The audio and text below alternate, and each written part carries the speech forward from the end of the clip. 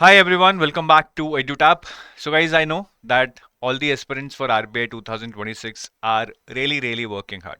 Really working hard. आप 2-3 महीने से बहुत मेहनत कर रहे हैं और आप सबका एक ही गोल है कि इस बार आरबीआई ग्रेड बी क्रैक करना है। तो मैं जानता हूं कि आप लोग पढ़ाई बहुत कर रहे हैं, बट मेरे एक्सपीरियंस से कुछ ऐसी चीजें हैं जो हम पढ़ाई के साथ साथ करना भूल जाते हैं। They are very important to have a good result in the exam.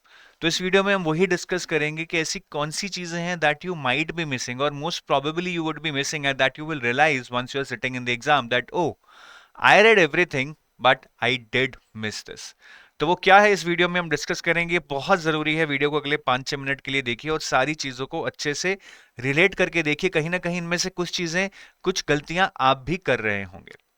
तो आगे जाने से पहले I would like to tell you the new RBI aspirants for RBI manager 2026 or maybe 2027 also, the guidebook which can give you the previous year questions, which will give you the decoded syllabus for phase 1 and phase 2, which will also give you the list of reference sources which you can use in your self preparation। ये सारी चीजें आपको इस guidebook में मिल जाएंगी और ये zero cost पे अवेलेबल है।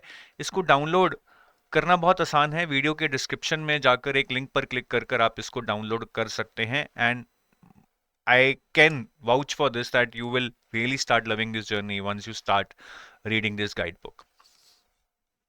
Now, what you might be missing, there are 4-5 points that I want to tell you. First is EQ. I personally believe that emotional quotient is far important than intelligence quotient. We are studying hard, we are building our aptitude, we are practicing a lot, but this is all about intelligence quotient. What about my emotional quotient? Suppose you're sitting in the exam, you found out that the exam is very difficult this year, you panic.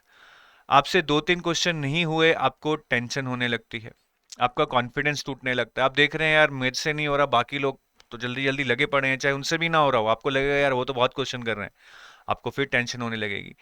तो at this moment when you start having these kind of thoughts in your mind, there is no emotional control over oneself। और जब हमारा brain emotions को rect करने लग जाता है, हमारी एफिशिएंसी 30% रह जाती है। नॉर्मली 100% है, तो ऐसी सिचुएशन में 30% रह जाती है एज पर स्टडीज। कई लोग तो बिल्कुल नंब हो जाते हैं। सो आपने सुना है ना, काफी बार देखा होगा कि यार इंटेलिजेंट तो बहुत था बट कहीं भी उसका सिलेक्शन नहीं हुआ। ऐसा नहीं उन्होंने पढ़ा नहीं है, उनके दिमाग नहीं है, बस अपने इमोशंस पे काबू नहीं कर पाए। तो ये बहुत ज़रूरी है कि आप जितना भी पढ़ के जाएं, पर उस 2 घंटे में आप अपना बेस्ट तभी दे पाएंगे if you have good control over your emotions. That's why always remember this, that emotional quotient is far important than intelligence quotient. इसको डेवलप कैसे किया जा सकता है? Meditation is one such route that can help you, and then start giving a lot of tests, become so habitual to all types of tests, moderate difficulty, very difficult, low difficulty, ताकि आप सारे scenarios को पहले ही इतना cover कर लो कि exam में आपको उतना ऑड ना लगे जितना दूसरों को लगेगा, राइट? दूसरी चीज, ईगो बेस्ड अटेम्प्टिंग, ये बहुत कॉमन कॉज है जो आपके पेपर में आपका बहुत ज्यादा टाइम खा जाता है। बहुत बार देखा गया है कि आपने देखा एक टॉपिक का क्वेश्चन है, जैसे टाइम एंड वर्क, और टाइम एंड वर्क आपको आता है, आपका अच्छा होल्ड है, आपने क्वेश्चन करना शुरू किया, आपको 1-2 मिनट के बाद लगा कि यार थोड़ा मुश्किल है, लेकिन फिर भी आप उसमें लगे रहे, लगना भी चाहिए। लेकिन 3-4 मिनट हो गए, आपसे क्वेश्चन सॉल्व नहीं हो रहा, आपको लग रहा है कि अब ये मेरे से सॉल्व नहीं होगा, but then also you stick in, because आपको लग रहा है ये टॉपिक मैंने पढ़ा हुआ है, ऐसे मैंने बहुत सारे क्वेश्चंस किए हैं, ये सॉल्व करके ही छोड़ूंगा। A kind of ego comes in and you don't realise that time is passing by very fast and you are losing out on the crucial time. तो उस एक क्वेश्चन में जो आप 4-5 मिनट लगा देते हो, maybe you are losing on 4-5 easy questions that could have given you 5 marks। So sometimes selection is not just about knowledge, it's more about leaving the questions which you cannot attempt and selecting the right set of questions. Third is market strategy. I believe that in exam questions are like opportunities. जैसे हम जाते हैं ना कि market में कहाँ invest किया जाए, ऐसे ही आपके एग्जाम में जो क्वेश्चंस हैं, it's a market of questions. There are a lot of opportunities. Now you have to decide that where do you invest and what is your investment. Your investment is time, right? और market में products क्या हैं? Questions, different questions हैं, आपको अपना time इनमें invest करना है so that you get the maximum return. So what I have seen is that there are 4 type of questions, right? One are traps, जो बहुत मुश्किल होते हैं, फिर होते हैं इजी क्वेश्चंस, जिनको मैं लो रिस्क हाई रिटर्न बोलता हूं। फिर होते हैं मॉडरेट, जो एक तरह से मतलब मॉडरेट रिस्क मॉडरेट रिटर्न ही होंगे। और एक होते हैं टफ, ये हाई रिस्क होते हैं और लो रिटर्न होते हैं। तो it's very difficult that you are able to जज that what kind of questions these are, ठीक है, ताकि आप उसके टाइप के अकॉर्डिंग उसको आप जज कर पाओ, उसको आप हैंडल कर पाओ। सो ये जो है, these are scoring questions actually, this will help you get over the basic score, जो कि बहुत जरूरी है, और इससे आपको कॉन्फिडेंस भी आएगा, ठीक है, इससे आपको कॉन्फिडेंस भी आएगा। फिर होते हैं मॉडरेट लेवल, इनमें से शायद 60-70% आपके सही होंगे, बट कहीं ना कहीं ये आपको आपकी cut offs, sectional cut offs तक ले जाते हैं, तो इनको करना भी बहुत ज़रूरी है, और जिसने इजी और मॉडरेट कर दिए वो सिलेक्शन के काफ़ी करीब आ जाता है। लेकिन फिर टफ क्वेश्चंस होते हैं, इनके बारे में बात करूंगा। ट्रैप्स होते हैं जो बिल्कुल भी नहीं करने चाहिए, लेंदी होंगे या बहुत डिफिकल्ट होंगे, ये 99% केसेस में अच्छे अच्छे लोगों से भी सॉल्व नहीं होते हैं। इन पे टाइम वेस्ट करना मतलब you are losing out on the questions in the easy और द मॉडरेट सेगमेंट।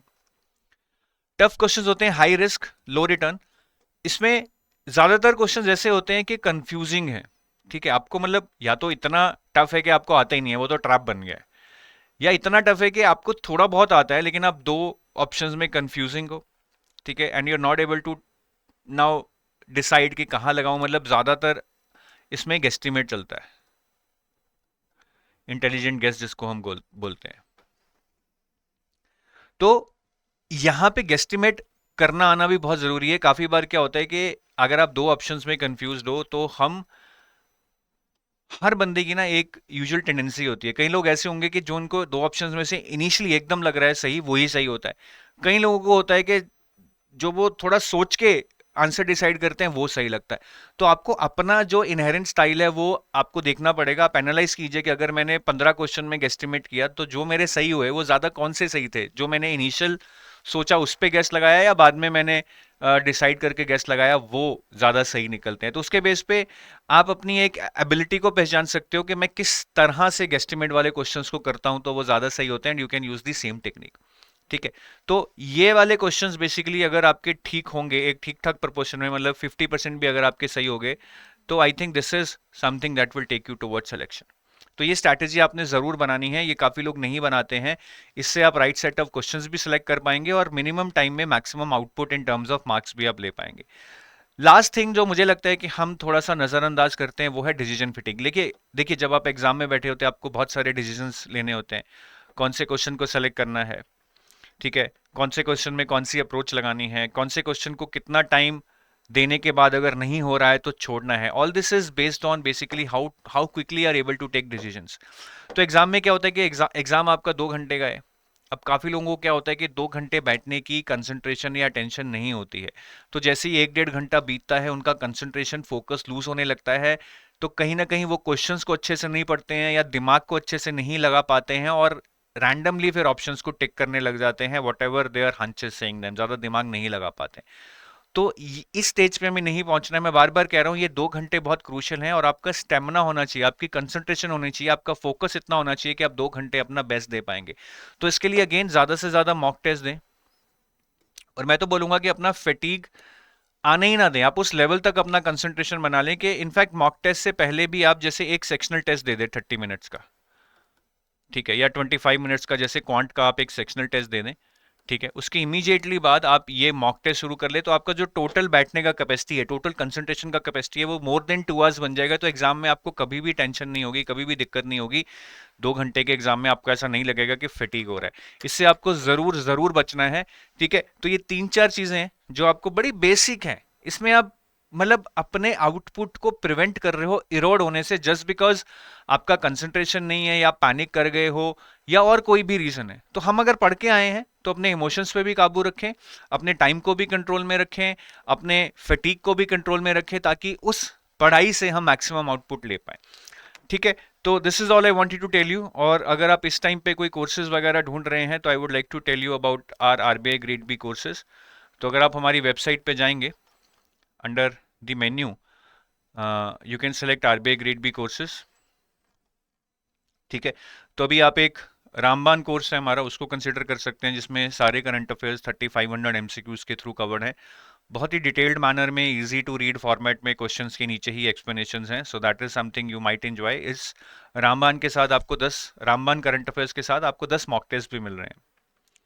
ठीक है, फिर अगर आप थोड़ा सा कुछ वीडियोस वगैरह देखना चाह रहे हैं, थोड़ा और डिटेल में पढ़ना चाह रहे हैं करंट अफेयर्स की मैगजीन वगैरह, तो आप ये फेज़ 1+2 का लाइव क्रैश कोर्स ले सकते हैं। ठीक है जी। इसमें लाइव क्लासेस तो अब हो ही चुकी हैं, रिकॉर्डेड ही मिलेंगी। बाकी आपको करंट अफेयर्स के नोट्स मिल जाएंगे, प्रैक्टिस एमसीक्यूज मिल जाएंगे। इसमें काफ़ी कुछ है, थोड़ा अगर आप डिटेल में करना चाहते हैं। और अगर आप 2027 के लिए प्रिपेयर कर रहे हैं, then we have a gold course which is a complete course for phase 1+2 interview, and we have a silver course which is for phase 2 and interview, लेकिन इसमें आपको फेज 1 के करंट अफेयर्स भी मिल जाएंगे because they overlap with phase 2। ठीक है, and you can explore more about our courses here. I hope you would love it. Thank you, all the best, have a nice day.